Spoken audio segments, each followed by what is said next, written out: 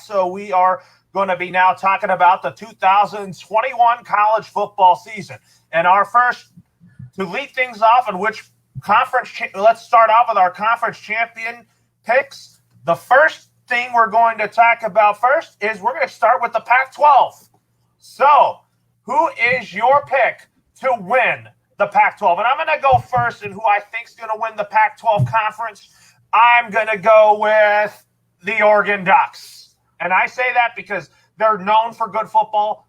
They have good players coming out of that school that go to the NFL. And I think that this Oregon Ducks team is definitely ready to take it to new heights. Isaiah, who is your pick to win the Pac-12 conference? Well, when I look at this conference, right, there's a lot of question marks for all of the teams. You know, Arizona State is surrounded with a scandal right now.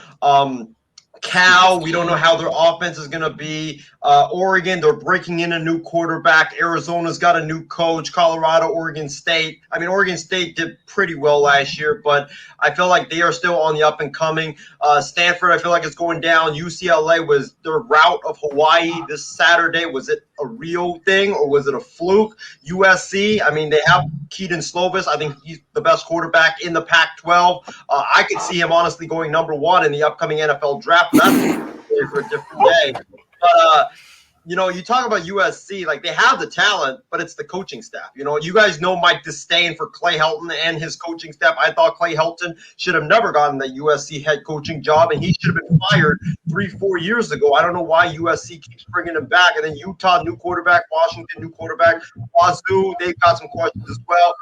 When I look at this conference, even though Oregon's breaking in a new quarterback, the surrounding pieces around that quarterback, the offensive line, the wide receivers, the running backs, tight ends, and the defense, they have, you know, first-class talent. I think they have the best talent out of the supporting cast out of all these teams, and they've got a great coaching staff in Mario Cristobal and his coaching staff. So I'm going to give it to the Ducks because I think the Ducks, you know, I think they have the better team out of all these teams. I think it's going to be Oregon versus I'm going to say Washington because I think USC is they're going to start out hot, but then USC is going to go downhill. That's what's going to happen.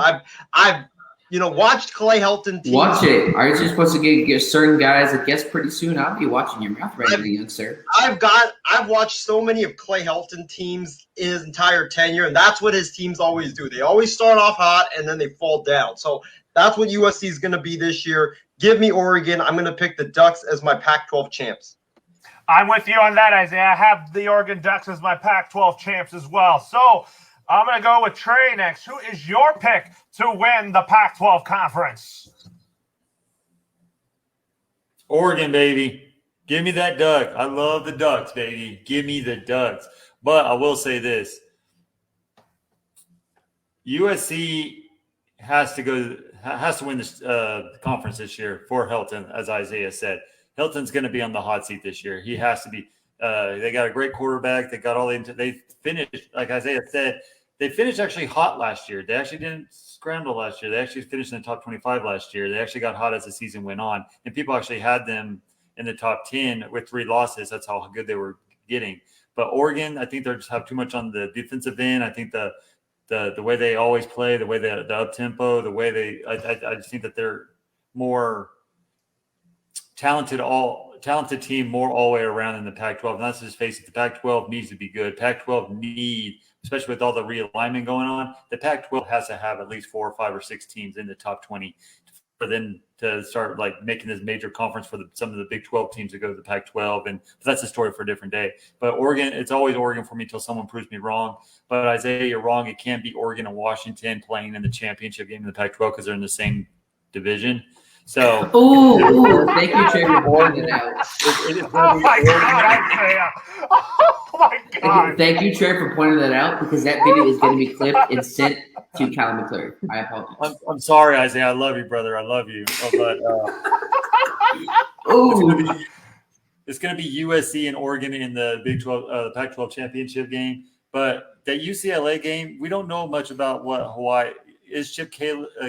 Their offense looked phenomenal, but it is Hawaii, and the Hawaii does suck. Hawaii is like a practice game. Now LSU comes into town Saturday. That's where we're really going to see what UCLA is all about this year.